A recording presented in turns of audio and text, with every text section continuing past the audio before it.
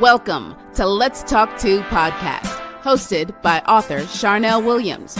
Are you ready to spend some time with Charnel and her special guest?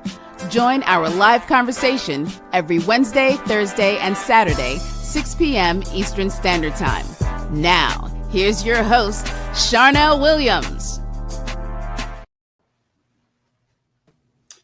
Thank everybody for tuning in on this Wednesday rainy night in the Pocono. It's pouring down up here.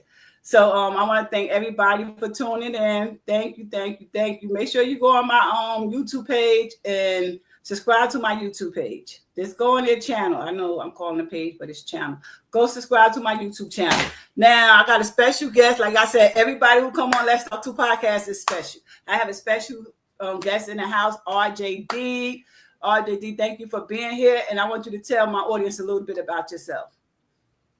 What up? Appreciate you having me on the podcast. I seen you last week with my homegirl Chanel on the podcast. Yeah. So appreciate you showing love to Chanel and, everything that we doing out here, So first off, I'm RJD. I own a marketing agency down here in Fort Lauderdale called Content Factory.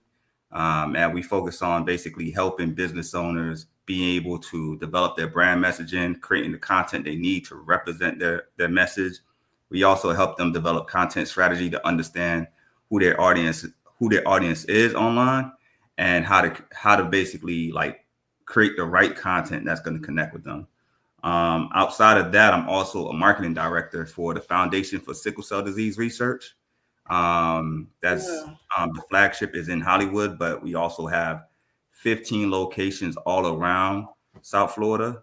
So I'm in charge of doing the same exact thing that I do for my company, which is developing the messaging, getting that message out to everybody that's in Florida to let them know that we are here in South Florida and that we are the go-to facility for anybody that's dealing with sickle cell or sickle cell anemia.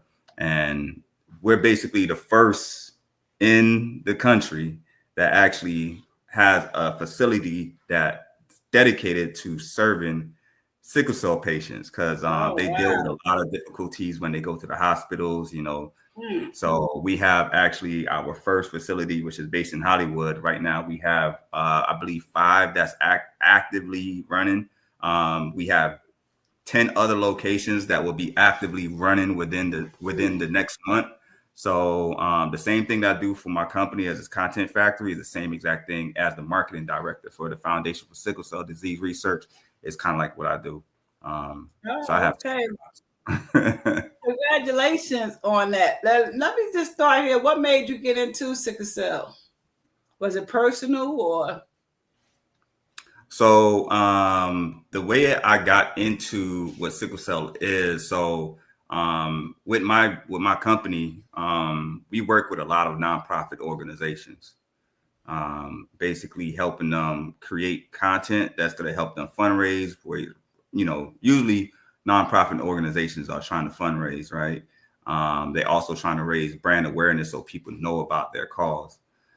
So those are some of the main things that nonprofit organizations are working on doing. So we work with a lot of nonprofit organizations, and I like to work with, different nonprofit organizations. But the way that I directly got involved with it is that my now wife, she is she's like the operations, what we call the COO of operations. For the foundation, and she basically brought my company in to do some marketing content for them in the first, that was I think about 4 years ago. So we did a lot of their symposium. They do a yearly symposium. So we documented the whole symposium. We recorded everything, created all of the content that they needed to, basically use for their, they have a membership platform where people could get educated on what's going on, doctors, nurses.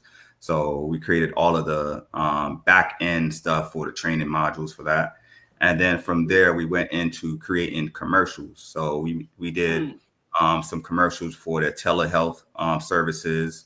And then we came back and we did some more commercials for just basically brand awareness type of thing. So That's what we're doing every year, just basically creating content for them. And then, recently in the past year, they kind of brought me in to work full time as their marketing director. So that way, because they needed more, right now we taking things to a whole nother level. Our symposium in June, we do it every year in June down here in Fort Lauderdale. Our symposium every year is getting bigger and bigger. This year we have Deion Sanders Primetime coming through as our keynote speaker coming down here June 8th. So he'll be down here hanging out with us. Oh, okay. So we talked about sickle cell, how you got started in that. For those who don't know about marketing, explain. I know about it. And you was just walking us through it just now. But for those who didn't hear and don't know what you really do for marketing, could you explain to us what is it? So marketing. So I'm gonna keep it all the way 100, right? That's what you're supposed to do on That's what you're supposed to do on Let's Talk to Podcast. Keep it 100. Like I'm an entrepreneur. I've been an entrepreneur my whole life. I've been in the younger years, they will call a hustler, right? You know what I mean? So I've been a go-getter, a hustler since I was in the second grade. I've been doing that since a kid. My first business was selling blow pops in the second grade. You know what I mean? So I had the blow pops going, and then so I didn't understand as I went from selling blow pops to selling chips and soda to selling CDs, mixed CDs. Back in the day, we had the mixed CDs. I made little mixed CDs. I had all the different mixed CDs, and then we had the DVDs, and then, so forth and so on. Like my hustle just always grew from, I always had some type of, product or something to sell, but at that time I didn't understand what it was that I was doing. So as marketing and sales and just being an entrepreneur, what I learned that in the very beginning, what I was doing before I sold anything was market research. So my very first business, the blow pop business, I asked everybody in my classroom, hey, what's your favorite candy? What's your favorite candy? What's your favorite candy? Right. And then I asked them, hey, how much would you pay if I had this candy? How much would you pay if I had this candy? Right. So that set my price. So now I understand the market. Right. I understand, hey, out of 20 people, 15 of them said they love blow pops, so I just bought a bag of blow pops. Out of the 20 people that asked about the blow pops, they said, hey, they willing to pay $0.25 for them. So I say, okay, then that's my market price.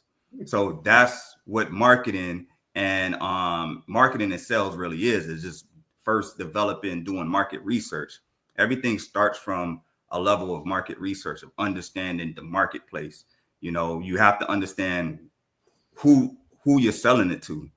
You have to understand your audience. You got to understand who's going to be consuming the content, who's going to be consuming your services, who's going to be consuming the products, right? The more you understand them, the better you could create marketing materials, or the better that you could create your services, so that way people could, buy your services or buy your products.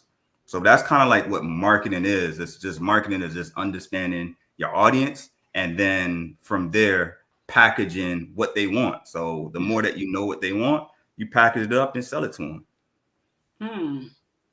So you said you've been doing this as a young child. So you've been hustling and everything, but you ain't understanding until you got older. And so now you done turn that into a business. Exactly. Yeah. So I mean, it's definitely I went through some learning curves to get to that point. I went through some trials, some tribulations, at that when I was building those different businesses as a young adult, that wasn't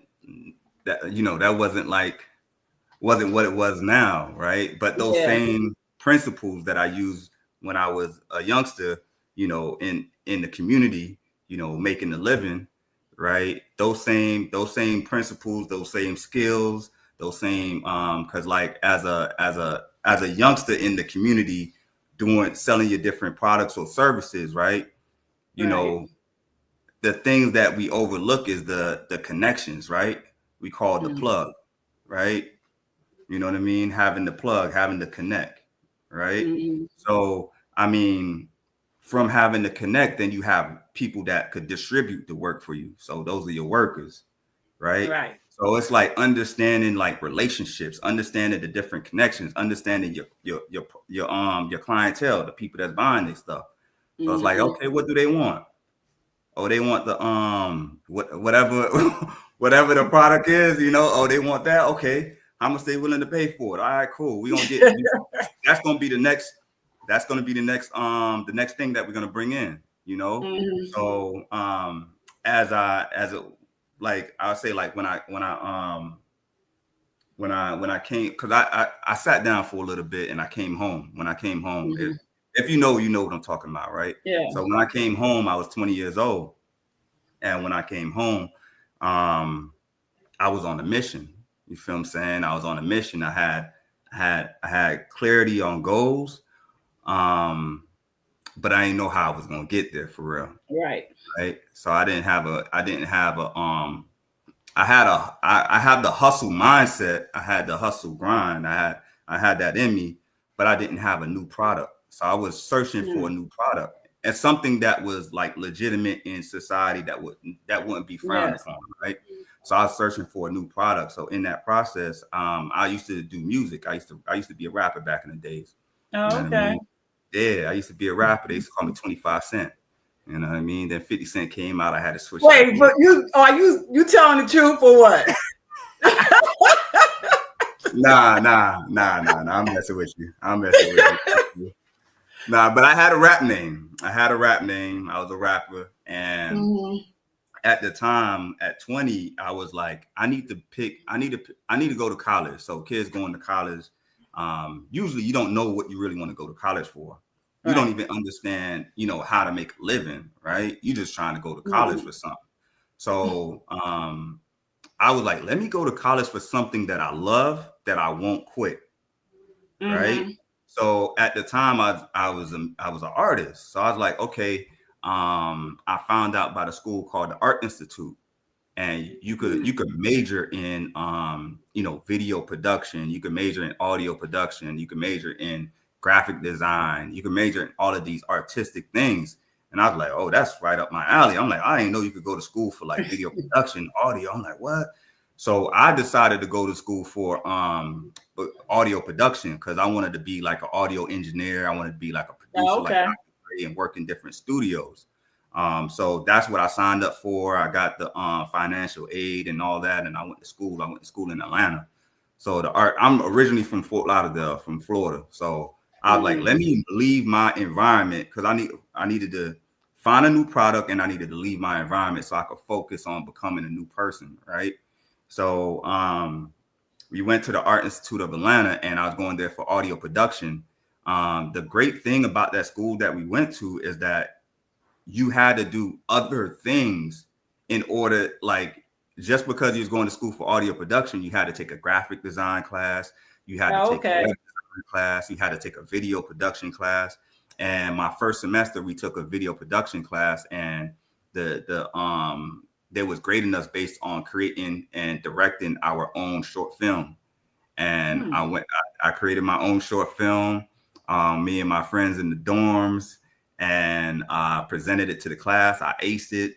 The teacher loved it. They loved my storytelling abilities. They loved I love the whole script writing thing. And then once I was able to see my work, and audio is involved with video, because you gotta have different sound effects in the background and stuff like that to make the video come alive. So like once I was able to know that, I could put video together, I could put script writing, I could put the audio and all this stuff together to make a video, I fell in love with it. And then I switched my major over to video production, and then I just stuck with video production all the way through. And that's kind of like how I got into the whole production realm and stuff. So you do a little bit of everything. Now let's talk about this. Did you have a business plan? So initially, business plan. So when you talk about business plans and things like that, is a great thing to have, right? So Mhm. when we talk about business plans, I wouldn't say I had like a full structure of a business plan, but what I did was I had something that like, so my mom, she always used to tell me something. She used to always say like, write it down and make it plain, right? Mhm. She used to say, oh yeah, write it down and make it plain, right? So she always say that. It's a scripture that Mhm. in the Bible, whatever. Like she always say that, and so what I do is I write down my goals, like I write down what I want, right? And then from there I develop a plan. So I don't know if you call it a business plan. It wasn't like structured in a business plan format, but it was basically a commitment on like what I'm going to be doing on a day in and day out basis to be Like able to goals. my goal.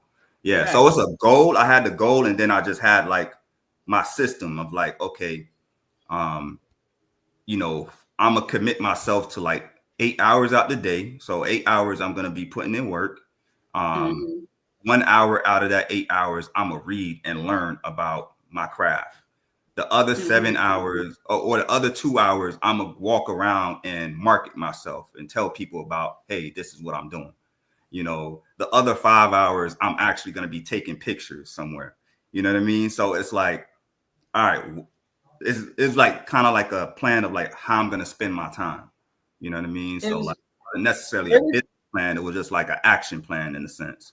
yeah, like your vision, because you have everything step by step what you was going to do. So it Yeah. was like a vision board. Like you just had it, but you had it in your mind. You ain't had to write it down on your paper on a paper like a business plan. Because you already knew what you had to do. Yeah. For those who starting out a business, some of them don't know what they have to do to achieve the business goals and achieve that. So how important is it to write down your goals? How important it is to like get started on what you really want to do? Yeah. I mean, having a business plan, having some type of structure is gonna be important, you know. Um, I wouldn't say like I'd even like I don't even know if I have my papers and stuff around me, but like basically I keep actually it's right here. So like this is like composition book, you know what I mean? Uh-huh. Like I just have a bunch of stuff written in there. You know, Mm-hmm. I write down, you know, I write down what I'm trying to do and who do I need on my team to make it happen. So I make a list of, I go through my phone, I make a list of like, all right, I need some photographers, I need some videographers, I need, you know, I make a list of the different types of people. Okay, I need a banker. You know what I mean? I need to get me some funding, right? I need to be able to bring my money somewhere, right? Right. I need a business lawyer. I need advice, you know. So I read a book called Rich Dad Poor Dad, and he just talked Mm-hmm. about the dream team. So a business lawyer, a banker, accountant. So accountant, this is what I learned through like doing business. 'Cause I started in 2017, like as an official business. Mm-hmm. Having a CPA and a bookkeeper, you know what I mean? So having somebody that's going to do your bookkeeping every month, so you could have so you can know like your profit and loss, you can know your gross income for each month, and then at the end of the year you bring in your CPA. So it's like it's two in one type of thing. Right. And then outside of the business, outside of that team is like who do I need to like okay, do I need a manager? Do I need a social media person? Do I like kind of building out my team? So just Right. structuring, okay, these are the different people I need. This is how much I could pay them. This is my product. So like when I'm talking about my product, it's like I call it a value creation system. So what value can I create for the marketplace? So what I'm gonna sell, like what's the product I'm gonna be selling? So that's the value creation system when I'm brainstorming. Mm-hmm. All right, I used to be a personal trainer, right? So it's like, okay, it's a lot of personal trainers out there as well, right? So it's like, what value can I create for the marketplace? What's gonna make me different from the other personal trainers? You know, how much am I gonna sell this product at? What promise can I make the people that signs up to be my client? Like what promise can I make and how long is it going to take them to reach their goals? How can I take them from point A to point B? You know what I mean? And Mm-hmm. like once you develop like that part of it is like, okay, this is how I'm gonna take a person from point A to point B. Mm-hmm. This is how long it's gonna take them. This is how much it's gonna cost them. This is the promise I can make to them. that's like developing your product, like your value creation, the value you could create for the market. So once you have your value created, then you could take that idea and pitch it. So that's when I go into like the marketing. Like all parts of business, I separate them. So when I'm thinking about the value creation system, that's just me brainstorming on ways, products or service and ways that I could serve my clients, serve the people that who do I want to help? How can I help them? How long it's going to take them? What's the cost? How many people do I have to hire to make this happen for them? You know, once I understand that, then I have a price. And this is the price that it's going to cost for me to sell you this product or get you from point A to point B. All business is really getting somebody from point A, from you being hungry to not being hungry. I got Popeyes. You know what I mean? Like, you hungry? You ain't going to be hungry no more once you come out my restaurant. You know? Wow. Like, that's really what it is when it comes to like having a business plan, right? So that's the same thing that you pitch to the bank.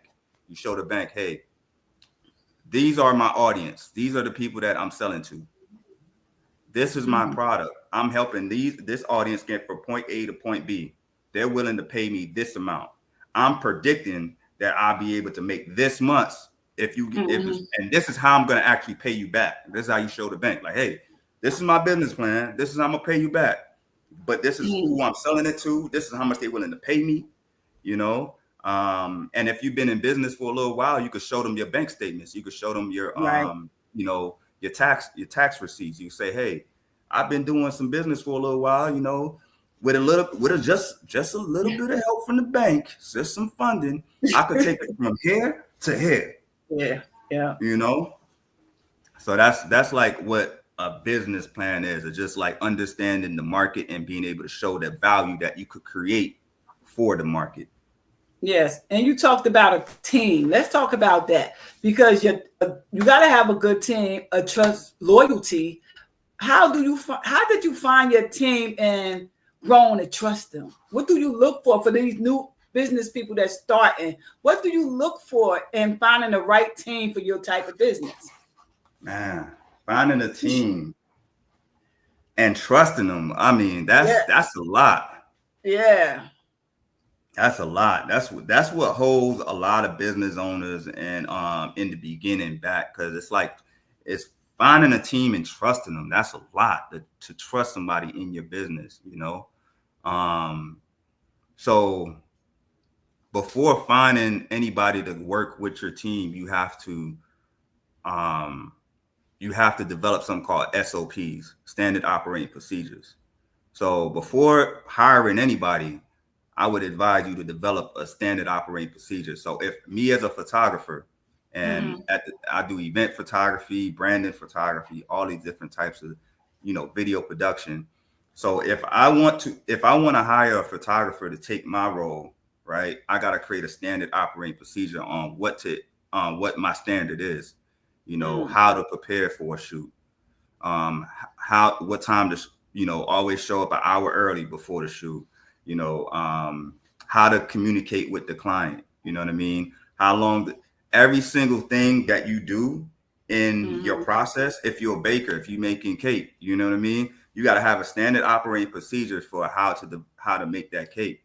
So you develop it. So you have the best way that, you know, you're working at McDonald's, they had a process for how long you got to drop those fries, right? You know what I mean?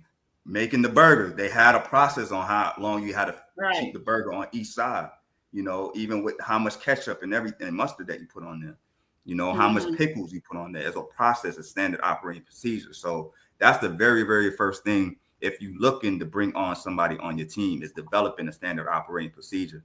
Now, once you have a standard operating procedure and now you're looking to hire somebody, for me personally, I don't look, I attract. You know what I mean? I don't chase, I attract. You feel what I'm saying? I don't do no chasing. So how do you attract the ideal people that you want to work with is what you got to figure out. So the same way that I figure out how I could bring in clients is the same way as how I could figure out how to bring in team members. So similar to like what you're doing right now with this podcast, right? This is how you build a tribe. You know what I mean? You do your own thing. You don't care if there's one person watching or 1,000. What you're doing is you're building a tribe. Right. You feel what I'm saying? You're putting your message out there. So now you attract your team to you. And people gonna be like, oh, I like your podcast. How can I help? Type of thing.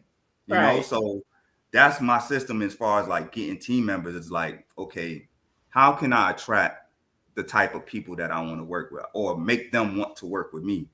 You know what I mean? So I do things like helping them out. You know, oh, you're doing a production, I help you on a production. I do things like doing facilitating meetups. So what I've been doing facilitating meetups for a minute, for like 6-7 years. And what I do is I facilitate. I put a group of entrepreneurs, I put a group of photographers all in one room, and then they just network with each other, you know, and create a support system, you know. So we support each other. So what I try to do is I create a system to be able to attract my tribe, the right type of people. And then from there, I have a process to like really qualify them to see if they even fit to be around me. Cause I'm a real deal worker. I'm a real deal hustler. This ain't no game. This is my livelihood. You know what I mean? This ain't like, oh, we're going to have fun, you know, fun, photography, and video. And that's when trust coming at. That's when trust coming at. Yeah. You know, but it's like you got to set that standard. You got to make sure they're educated first and let them know, like, hey, this is my business. You know, this is real serious business. And if you want to be able to work with us, I don't just accept anybody into the group like that. You know, it's like, all right, first step. Usually they hit me up or they email me or they call me. Hey, RJ, do you have any job opportunities? I say, okay. Oh, you looking to work? Okay, let's set up a time to talk. So introduction meeting. We do an introduction meeting. Then from there, an introduction meeting. Then from there, we meet in person. So we got to do a vibe check. So I'm meeting in person. We gonna have more. We could talk on the phone, and you don't really know they vibe for real. Right. I want to make sure I'm protecting my business. I want to make sure you don't want to bring a bull into a China hut. You feel what I'm saying? Like messing up all your stuff. I done built all this. You messing up all my stuff. You feel me? So it's like, for me, it's like, all right, cool. I do a vibe check. Now it's like, all right, vibe check. They understand like my values. I understand their values. What's your dreams? What's your ambitions? You know, we get like more of a vibe check, you know, and then I need to know, like, so for me, I'm like, I want to see their personality and their professionalism. I want to know how they are as a person. What's their values? Are they committed to doing great work? Or are you just trying to get paid? Are you a money mindset type person? Or are you a growth mindset person? Are you just trying to get a quick buck? If you're trying to get a quick buck, go work at Walmart. You know what I mean? Go get a job. But this ain't the place. If you growth minded and you focus on becoming a better photographer, you trying to really make sure that you're delivering the best product to our clients. Because these are people that trust me. You feel what I'm saying? And you coming in representing the company, you coming in representing me and the company. You feel what I'm saying? So it's like, hey, I got to see what their mindset and their value is on. If they just trying to get money, I don't really want them around me. You know, once I know their personality, then it's like the professionalism. How good are they at with photography? How well do they understand they craft? How much work do I got to put into teaching them, you know, photography or video, or get them up to speed? And are they willing to put in that level of work? So it's like, there's like the two first meeting. The third thing that I do is like give them a spec project. I say, hey, we're doing a project. You're not going to get paid, but you get to learn to see how we work on production day. You know, it's up to you. I'm not forcing anybody to, if you want to be a part of this, you can come out and learn. And, you know, from there, I can see how they working as a professional. Are they going to show up on time? How they going to dress? Is they going to be dressing professional? Is they going to be smelling good, looking good? You know what I mean? Is they going to be able to, you know what I mean? Like, or are you going to come in with some, a t-shirt all wrinkled? You know, and that won't disqualify him, but I might have to talk to him like, hey, bro, like, you know, wear a collared shirt, wear a polo shirt, you know, button up, you know, throwing some cologne, you feel what I'm saying? Brush your hair, You representing not only yourself, you representing your mama. You representing your last name. You got to step out that door like you trying to do something, you know. And then most importantly, you represent my company. You know what I'm saying? So, that's important. That's important. Yeah. And I think like running a company, like a lot of people ain't going to be on the same page that you on. So how do you get people, like you sit back, you had a meeting, you do all that, but how do you feel about when somebody like really love what they do, like a photographer? Because some people love what they do. Like you said, some people just come for the money. You know, what attract you? Do you go after somebody that really love and take it seriously, that love what they do, taking pictures? Because there's people out there that really love what they do. Yeah. I mean, if they really love what they do, so I one of my business coaches that I work with, as I was working with more and more photographers and videographers, I had a business coach. I've had multiple business coaches. And that's one thing I do suggest, and I do advise people to get you a business coach or at least a mentor that's been in the game and is doing what you want to do. So I advise anybody to get you a business coach. But my business coach always taught me, he's like, you have to educate before setting expectations. You know, so you have to have a system of educating and setting a standard for your team. So whether it's a cadence of a weekly call or it's a one-to-one training, like you just got to be constantly educating them, because they might know how to take pictures, but do they know how to talk to a client? You know. Yeah. So you got to have personality. That's why I do the vibe check. So it's like, you might be great at taking pictures, but your vibe might be a little off. And that's going to make my clients feel uncomfortable. You feel what I'm saying? So like, that's something that I look for. Like, what's your vibe like, you know? And then with also, if they are passionate about their craft, then it's like, okay, we could teach them, you know, and they have that good balance of like being professional and being personable. Being professional, you got to be professional enough for them to believe you and follow your instructions, and you got to be personable enough for them to like let their guards down and be themselves. So when it comes to taking pictures, you only get the best pictures when people are comfortable, when people are themselves. They never met you before. They got a camera in front of them. You got these lights and all this stuff. They probably uptight. They don't even know. You gotta make them feel comfortable. You gotta make them laugh. You gotta make them smile. You gotta, you know, talk to them about their day. You know. Find some type of commonality, you know what I mean? And then the technical side is just really just capturing the images, capturing them in their natural element, guiding them along the way. But you don't want to be so personable that they don't even want to follow your instructions. They telling you what to do, and you're the professional. You know what I mean? So it's for me, once I know somebody is passionate about production and photography, I take them through the education point of it. And then as I'm educating them, I also will provide them with opportunities, not only with myself, but also with other marketing agencies. I have friends that's in different spaces, you know, people that's in the tourist board industry, people that's in the food industry, people that's in the music industry. You might want to be doing music videos or things like that. Even people that's in the same space as me, in the event space.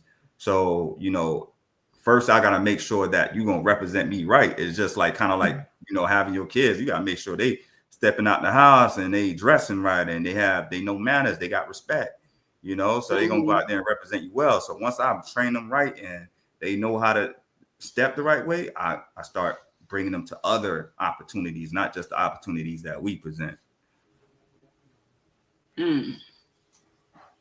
Wow. So you seem like you got it all together, and you've been doing this for how long? I know you started I think you said 2017 or something as a professional.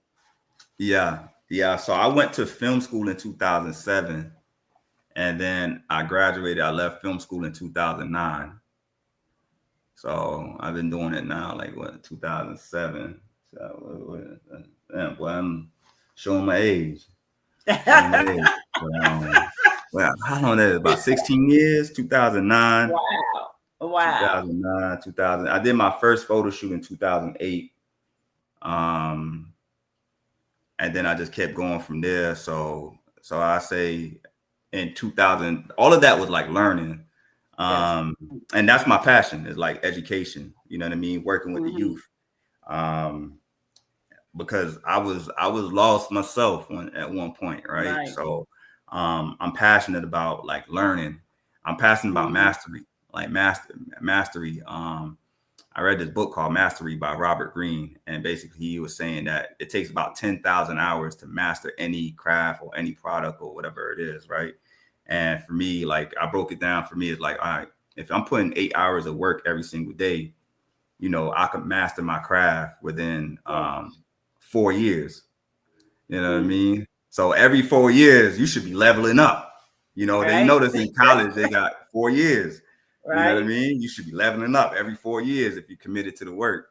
You know what I mean? So mastery is like one thing that I really like committed to, and hitting those new levels. So working with working with young adults, young folks and stuff like that. It's teaching them that too as well, like just mastery. You feel me? Trying to show them like, hey, it's work. It's not, you know, nowadays everything is like more kind of, they want it fast, you know. But it takes time, it takes the dedication, it takes the commitment to learn and master your craft, you know, before, you know, if you do here, you know, don't charge nobody for the first year. They're gonna like, what? Oh wow. Don't charge nobody. Don't charge nobody $1 for the first year. Master how to do the best hair. If you're doing braids, master how to do the best braids first. You know what I mean? If you're doing photos, master how you doing photos first. And then after you master it, then you're gonna have a lot of compliments. People are like, oh, you take some good pictures. Oh, can you take my picture? Now I'm gonna have to charge you. You know what I mean? So mastery is like one of the main things that I'm like big on, and like I'm always you know, even now to this day, that's what I'm on, you know. So it sounds like you mentor. Do you mentor? Yeah, I've mentored a lot of young people, a lot of adults, a lot of other business entrepreneurs. Yeah, so mentorship, yeah, for sure. Because it sounds like you like teaching others. You know, sometimes some people don't want to teach others. Some people don't want other people to, because they so scared to grow, how they grow, and they might pass you climbing up that ladder. So everybody is, for real, everybody is not going to teach out and show and share, you know, how they do business, because they don't want you. And I don't know why it's like that, but some, they don't want you to pass them on that ladder. You understand what I'm saying? Yeah. Hello? You hear me? Yeah, I hear you. Yeah, it is like that. You know, they don't want you to pass them, so you know. And I mean, I'm from Florida, so I don't know if you're familiar with like Fort Lauderdale, Miami area, but it's real. It's kind of like that. Everybody's like kind of like ain't friendly, you know. Just grinding, just really trying to don't want to share. Yeah. So, but I believed that for a moment. Until I met a mentor of mine, David Muir. So shout out to David. You feel me? I met him at an event, and I was like, all right, that's the dude I need to connect with. I was like, all right, let me see how I could help him. That was the first thing I was trying to figure out. Let me see how I could help him. I like, all right, I walked up to him, gave him a card. At the time, I had photo booths. So you know how people had a 360 photo booths. Oh, yes. Photo booths. I had photo booths in 2017. You know what I mean? So I was like, all right, he do photography. Maybe, you know, I could partner him, you know, do the photo booths. I do photography too, but I don't want him to look at me as competition. Right. So like I was like, hey, I got an event at the Marriott, and I got an event at the Marriott, and I need to get like insurance to be able to work at the Marriott. So like in production, like when you're working at these different hotels and you're a business, right?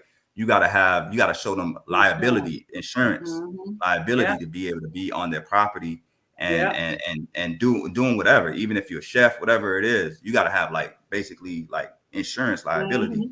And I ain't know how to get that. So I asked him, and then I'm like, you know, I got a photo booth. You know, I was showing him, making sure that, hey, I'm not a photographer. I was kind of like trying to like not tell him I'm a photographer because I was scared that he's going to like not like, you know, back away. Like, oh, no, I can't teach you nothing, or no, I ain't gonna.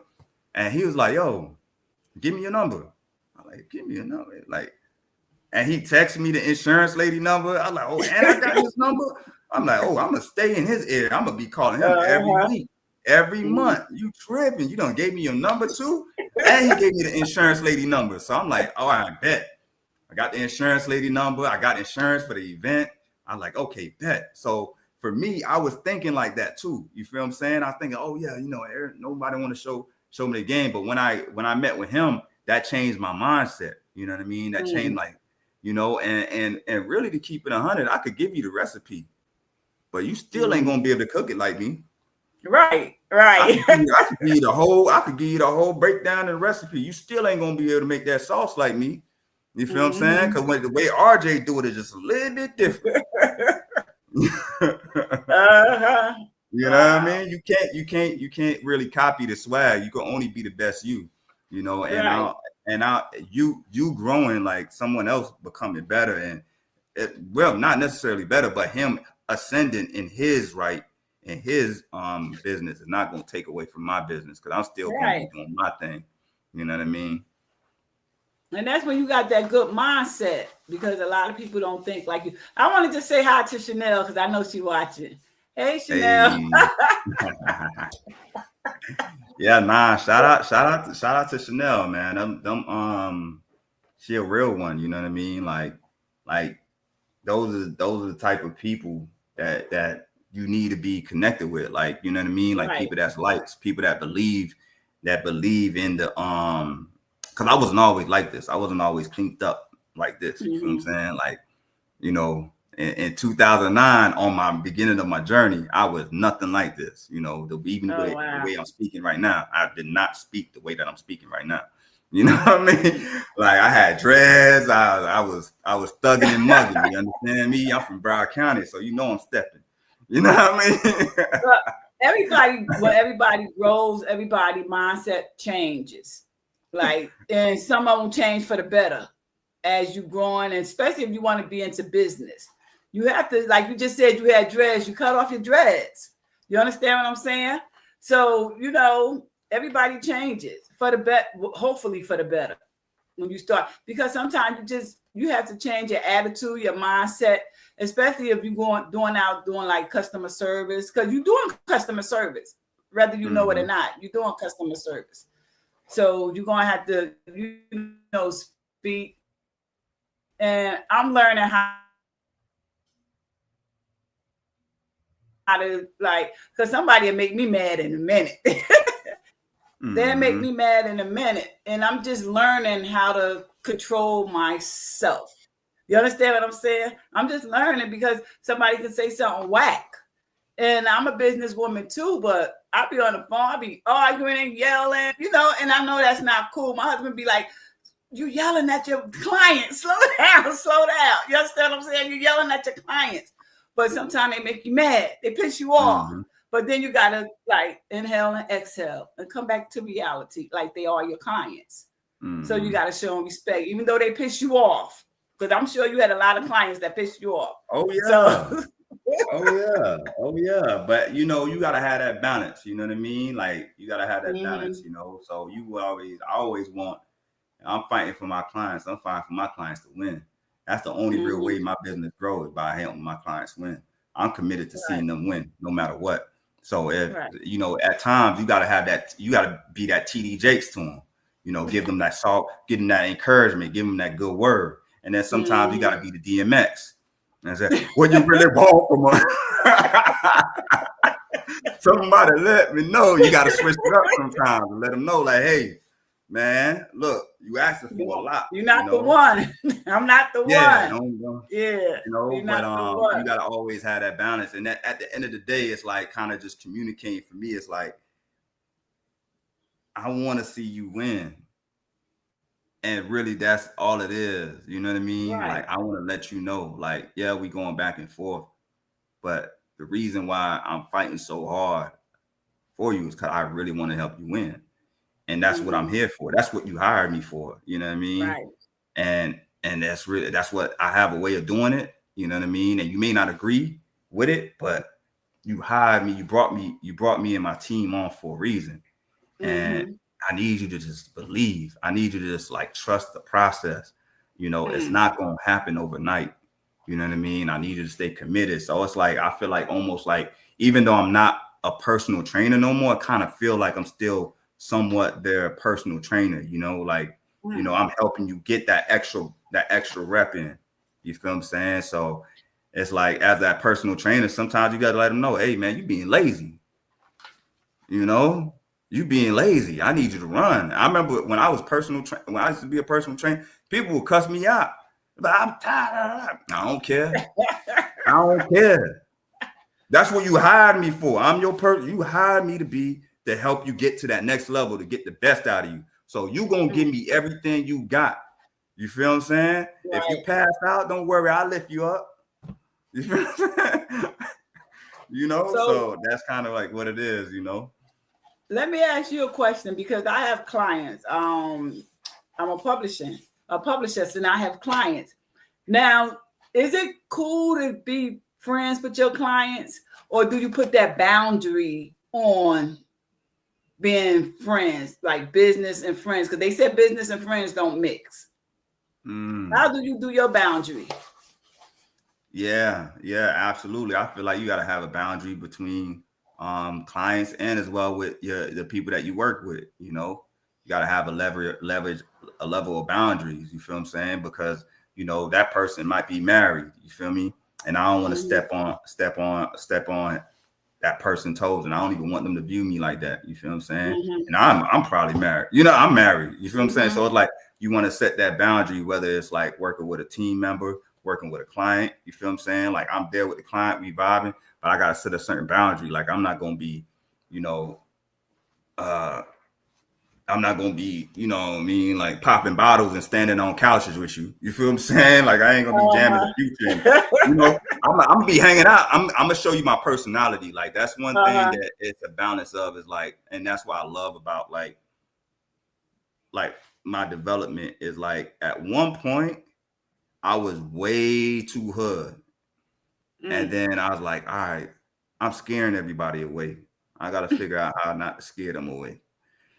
So then I was like way too serious, or way too like professional.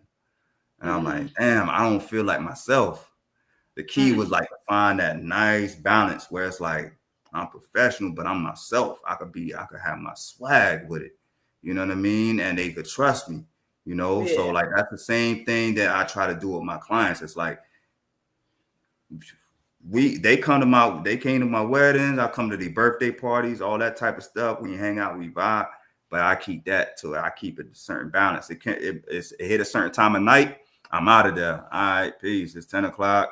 You know what I mean? I'm gone. I ain't gonna be partying late night with my clients, or you feel me, or hanging out late night with with people I work with, or you know what I mean? Right. Like, you know, I don't have anything against smoking weed or anything like that. You feel me? But I'm not gonna be smoking.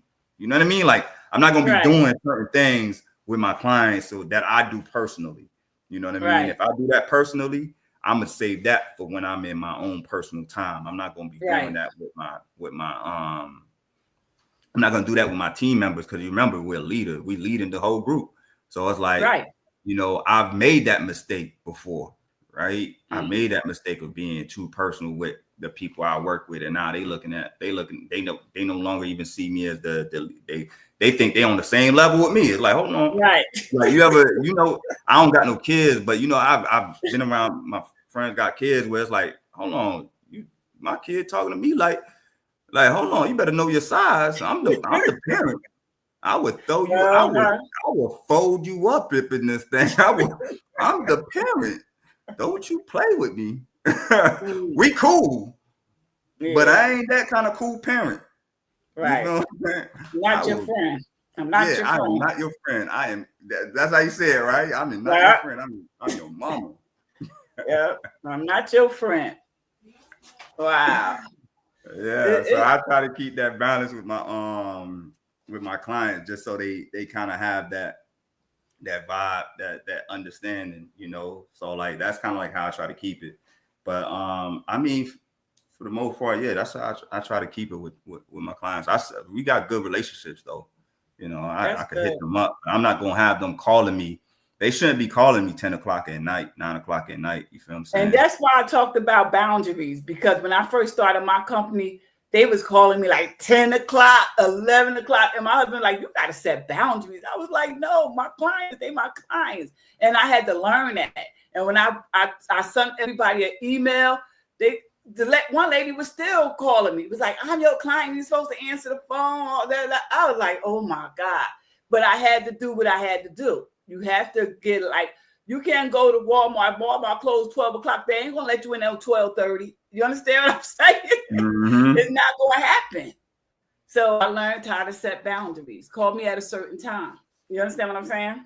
Yeah. Call me at a certain time. Or even like for me, I always try to do that with everybody I work with, all my clients, all my team members. I don't be trying to hit them up on the weekend. Right. You know what I mean?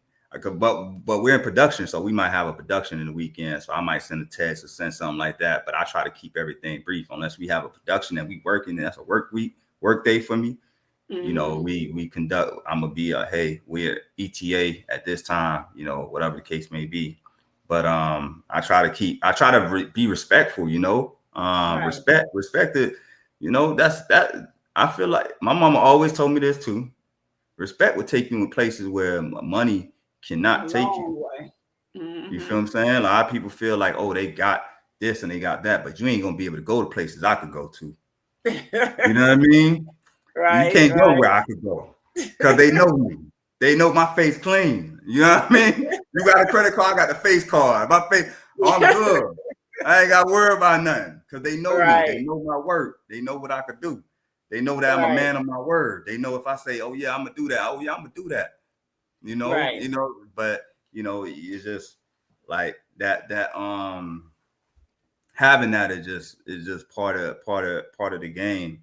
And you know, that's part of building a business. It's just relationships for real. It's just, you know, keeping those relationships. And I want to keep my relationship with you. So it's having a respectable work relationship. Respectable work relationship. I'm trying to build a respectable work relationship with you. I'm not thinking about I'm not going to penny pinch over a little change or, oh, I need to do something. I'm looking at my client like, okay, we're going to have a long-term relationship. We're going to be working over a time period of a year, 2-3 years. So I'm setting the budget for the year. Okay. We're going to be making, you know, this amount, whatever it is, over the time period of a year, right?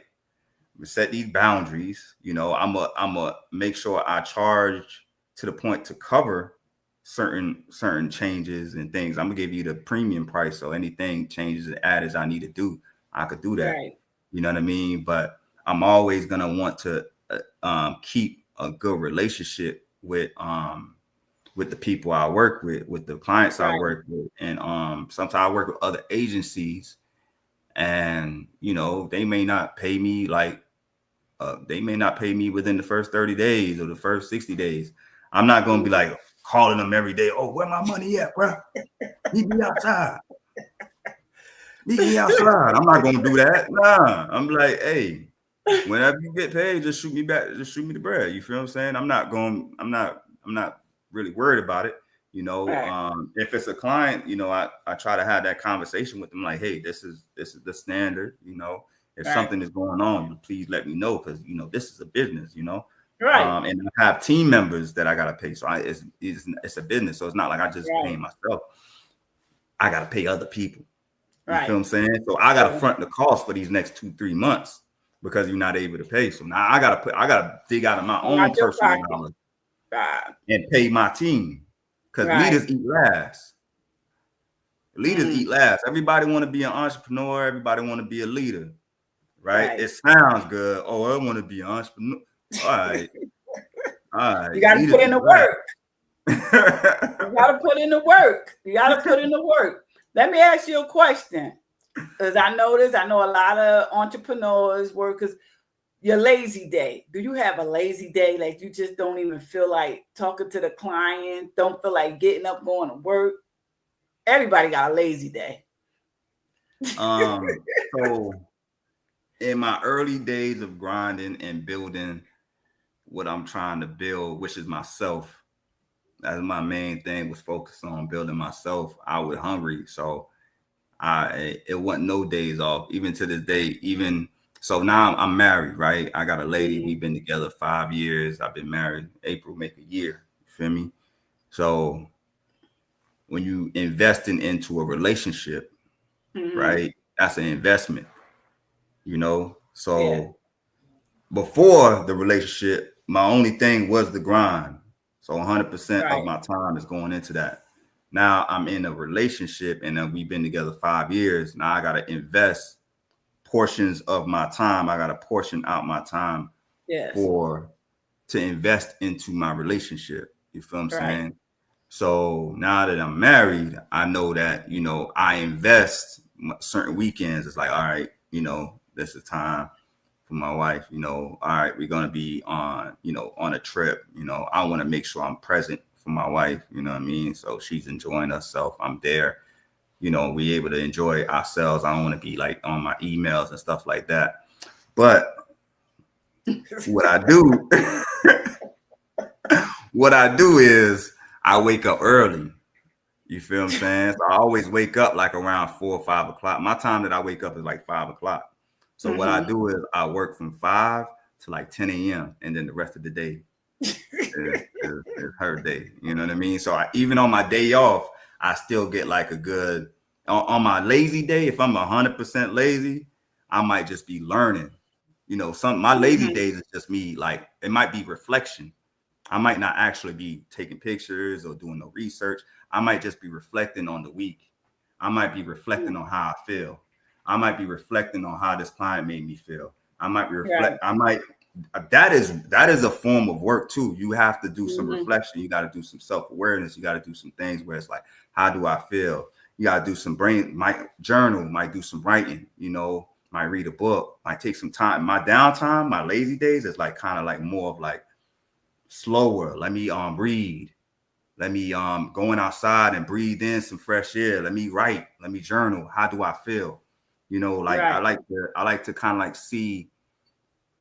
I like to see if I'm with a client. I try to do this with clients, team members, friends, anybody that's around me.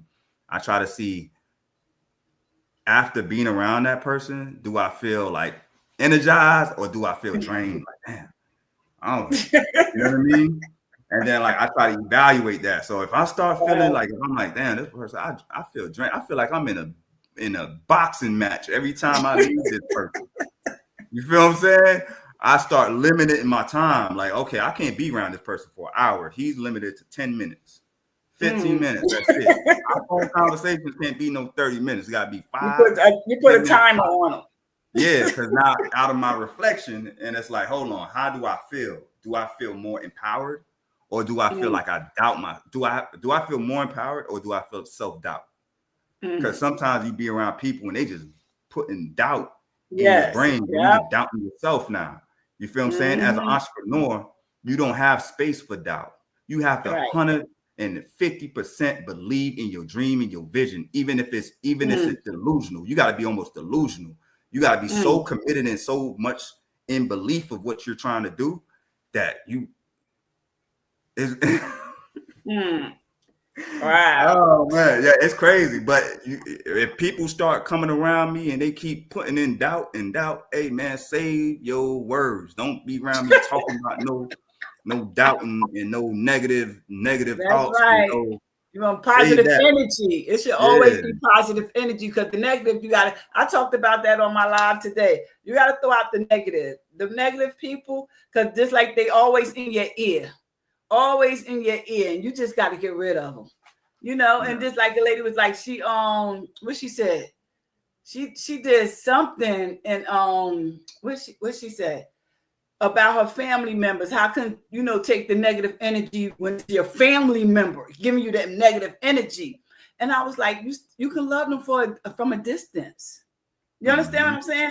You can love your family members from a distance. She was like, they give her so much negative energy, So I told her, she said, I'm gonna take your advice. Love them from a distance. You don't gotta you want stress over that. You understand what I'm saying? A lot of people, you just gotta love from a distance. Call them once in a while. Now that's real. That's real. I mean, majority of the people that does that is the people that's closest to you. The people that tend to hurt you the most be the closest people to you, because the people that's not your friends, the people that's not your family, they don't even have the chance to get that close, and you can see them coming.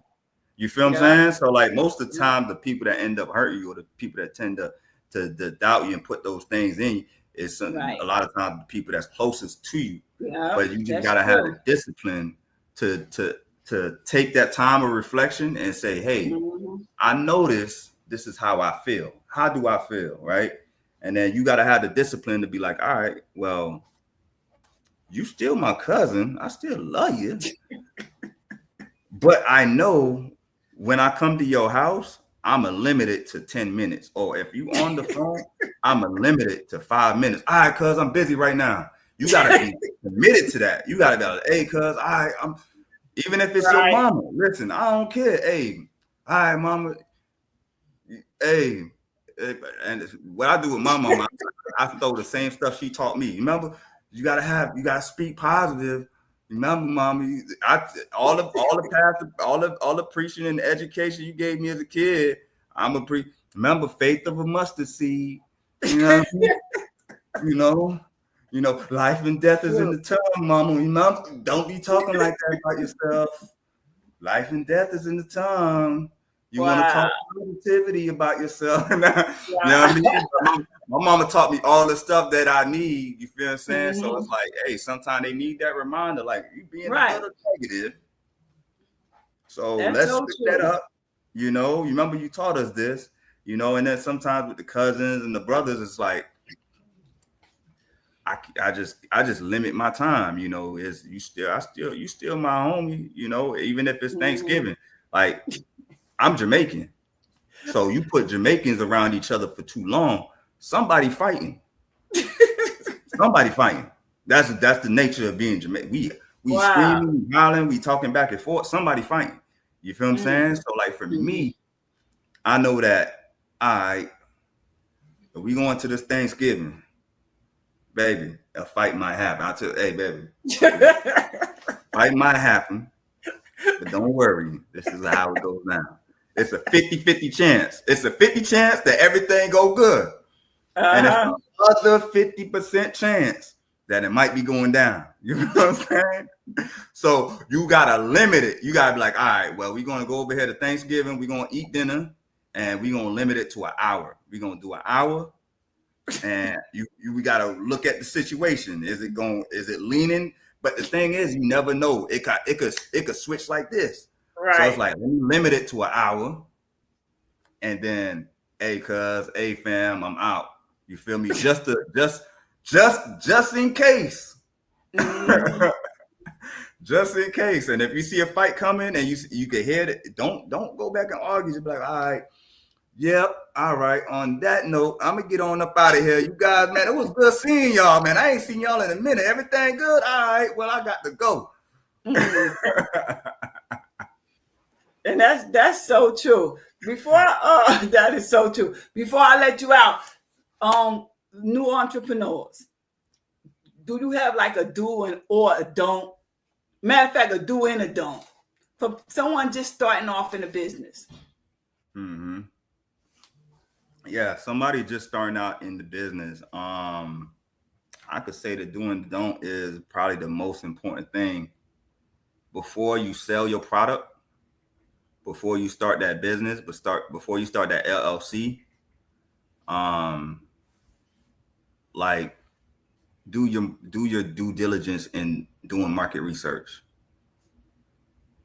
You know, you passionate about your dream and your ambition. I know you got that passion, but just do your due diligence in doing market research to see if the market even want to buy your product and how much they want to buy it for, and what, like, understand your market before just starting and saying that you got to buy my stuff.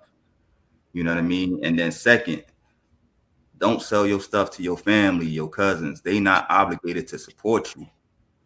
You feel me? They not obligated to buy your stuff. Your shirt might be ugly. Just sell it to other people. Keep getting better.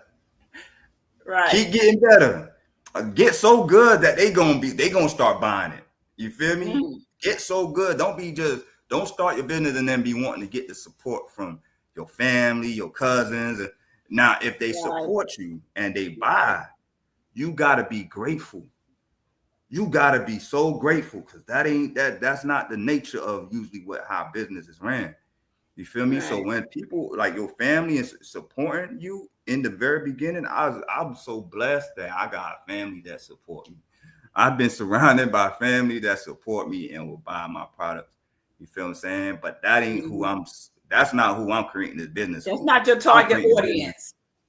Yeah. I'm creating a business for the 8 billion people in the world. I'm creating my product and service for them 8 billion people. I just need 1 million. I just need not even 1 million. I need 1,000 people to buy my product, 100 people to buy my product. I don't need my family members to buy my product. I don't need my friends to buy my product. If they do, I'm so grateful. That means a lot. If you don't, it's all good. I don't even want you to buy it for real. I'm selling it to them. You know what I mean? I'm selling it to them. So those would be my do's and don'ts, man. Don't expect nothing from don't be expecting nothing from your family. And then before you do something, before you launch that product, before you launch that service, do your due diligence in market research. You feel what I'm saying? And then you should be good from there. No. Well, RJ, it was a pleasure having you. For those who want to reach out to you and get in touch with you, how can they make that happen? Yeah. You can follow me on all platforms. RJ Deed. That's the name most people know me by. But my first and last name, you can look that up. Rainier Brissett, Rainier Brissett, Brissett. That's my name. You can look me up. But RJ Deed, you can basically find me anywhere with that, RJ Deed. And then the name of my company, Content Factory Media. You can look that up on Content Factory Media Group, Content Factory Media on Instagram, on LinkedIn, Content Factory Media Group, Facebook, same thing. The website, contentfactory.media. You can check out our work. You can see all the things that we're doing. If you're looking to learn about content creation or production, you can reach out to me. If you're looking to get in the industry, you know what I mean? You can reach out to me. And if you need production or you need help with, brand development, getting your messaging out there, social media management, newsletters, anything that you need to do to market your services to get more people to buy your products and build your brand, that's what I'm here for. That's why I'm that person that's going to help you get there. You know what I mean? So, me and my team, I'm a big believer in my team. My team is better than me. My team is better than me. You feel what I'm saying? They inspire me each and every day. So we got the best team in the business, not putting none against any other marketing agencies, man. Shout out to them, keep on doing y'all thing. But I believe that our team is the best in the business. So y'all need help with that, contentfactory.media. And Charnel, I really, really appreciate you bringing me on this platform. I love everything that you're doing. I watched the last podcast about the things that you're doing with your son, the different things that you're doing at the parks, putting that in your son's name and going back and giving back to the community. Those are things that I love to see. That's why I was like, I gotta donate. I gotta invest. I ain't about to be talking. I'm about to invest. And I love investing in people that's about action, not sitting around complaining and saying, oh, these people ain't, nah, you went out there, you did something about it. You said, I'm gonna make sure people remember my son and remember my son's name, and I'm gonna keep doing my thing. So I salute you, and I definitely appreciate you having me on your platform for sure. Thank you so much. I think you need to reach out. I'm gonna tell my husband to reach out to you, and make something happen. You understand what I'm saying? Because that's what my husband gives back to the community. Thanksgiving, Christmas, he gives toys to the kids. You understand what I'm saying? So we really give back to the community. So I think if you connect with him, y'all can make something come out of this, because we're here to teach one another, and you doing okay, Chanel doing okay, and bye Chanel. I see Chanel still on. So yes, thank you for and come back. Next time I want you and Chanel on at the same time. Okay. Come back. Let's do it. Let's do it. Yeah, let's do it. So thank you so much, RJD, and I appreciate you coming on my podcast and watching. Oh yeah, absolutely, man. Much support to you, and I'm gonna connect with you. I'm gonna connect with your husband. Let's chop it up any way I can support. I got you. Okay. Thank you so much. Enjoy the rest of your evening. Okay. Thank you. You too. Bye. Peace. Bye.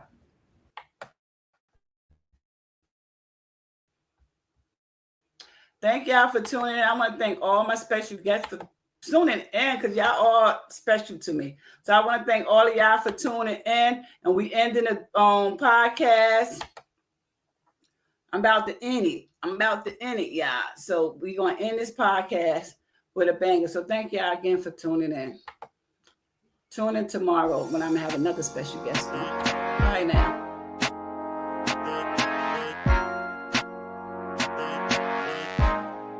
Thanks for tuning in to Let's Talk 2 podcast with author Sharnell Williams.